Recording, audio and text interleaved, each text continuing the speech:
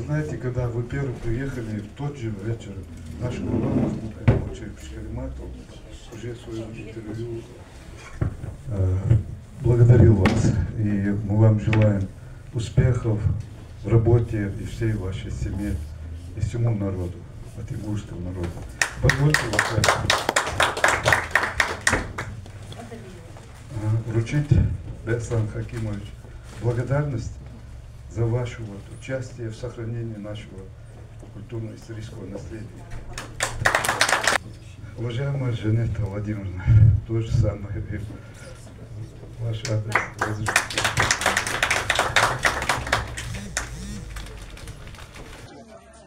Сколько артефактов вы привезли и какую ценность они представляют? В этот раз мы привезли почти 2000 экземпляров.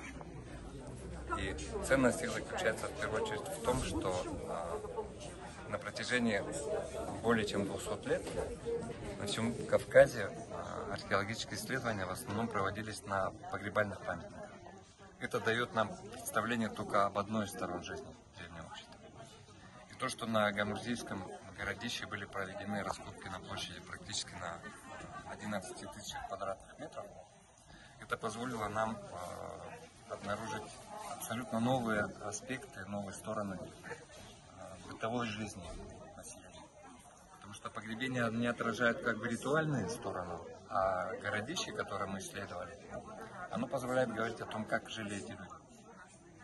И должен сказать, что одна эпоха, одна культура сменяла другую. Мы наблюдаем здесь минимум смену 3 археологических культур. И мы не видим стерильных прослоек. То есть независимо от того, какое мощное было вторжение вражеское, коренной смены населения не было. В пользу этого говорит именно вот та преемственность в материальной культуре, которая прослеживается на тех памятниках, которые мы исследовали. Что там самое ценное в этой коллекции? То, что мы передаем сейчас, по методике мы отбирали в процессе раскопок только наиболее интересные фрагменты керамики, изделия, о которых можно судить по их предназначению, по форме.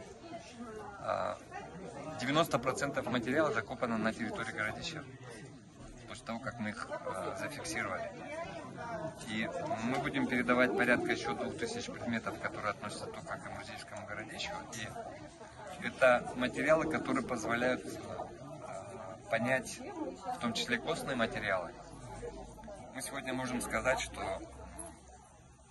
в животноводстве превалирующим был крупнорогатый скот и мелкий рогатый скот. Присутствуют кости свиньи, кабана. Очень редко встречаются кости оленя, косули. Рыба не встречается практически вообще, несмотря на ее обилие. То есть так же, как и сейчас, получается, что скотоводство было елажного типа. Летом они перегоняли на летние пастбища, зимой они поднимались на зимние пастбища. И эта система скотоводства, она продолжает жить до сегодняшнего дня, потому что она доказала свою дееспособность. У нас артефакты из Гамурзийского еще будут еще да? Не менее в количественном отношении не меньшее, а то, что касается их зрелищности, то там будут крайне интересные предметы, которые необходимо будет музею приобретать специальные шкафы пуленепробиваемые для того, чтобы их безопасно хранить. Там очень ценные, в том числе... Нет. Простите меня, вы можете чуть-чуть задуматься, чтобы вы друг друга не глушили. Вот этот сосуд, то, что вот сейчас привезли, примерный возраст. Ему порядка 1200 лет, по крайней мере. И это один из так называемых корпусов для хранения зерна. То есть само по себе наличие огромного количества таких сосудов, зерно выращивается в таком количестве, что его должно было хватать в достатке. И много тут? Очень много. Очень много, да. А основном, какие предметы находить основном? Самый больше. Больше всего именно керамика. Причем мы тщательно осмотрели все. У нас не сложилось впечатление, что поселение было покинуто в результате военных действий. Судя по всему, жители Гамурзиевского поселения в эпоху монгольского нашествия, они спокойно собрались и, скорее всего, перешли либо в предгорье, выше, в лесную зону, либо, скорее всего, в горы. И вот при раскопках вы находили скелет, Да. удлиненный скелет. Вот какую, были ли где-нибудь такие же раскопки вот, в других местах, чтобы находили вот такие скелеты? Были? Погребения с деформированными черепами, они характерны для Центрального Кавказа, по крайней мере, начиная с эпохи Средней бронзы, то есть это второе тысячелетие до нашей эры. Наибольшее распространение они получили в гунскую эпоху, во втором-третьем веках нашей эры.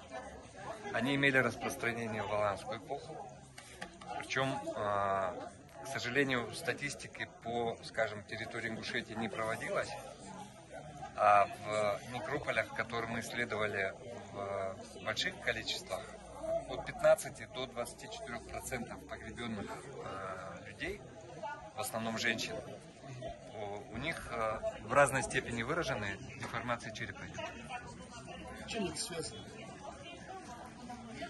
Мы точно сказать не можем, потому что ученые проводили исследования, связанные с тем, что была ли возможность как-то оказывать влияние на психику человека посредством вот этой деформации черепа. И пришли к выводу, что, скорее всего, нет.